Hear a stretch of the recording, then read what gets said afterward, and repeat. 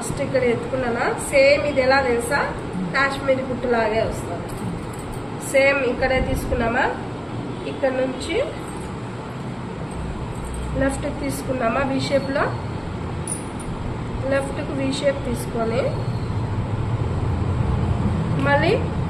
right లో నుంచి కిందికి దించుకున్నామా సేమ్ కాశ్మీరీ ఎలా అయితే కుట్టామో అలాగే కుట్టాలా దీన్ని కింద టాకా వేసేయాల ఓకేనా ఇలా టాకా వేసేసి తర్వాత మళ్ళీ లెఫ్ట్ లెఫ్ట్ తీసుకోవాలా మళ్ళీ రైట్ లో నుంచి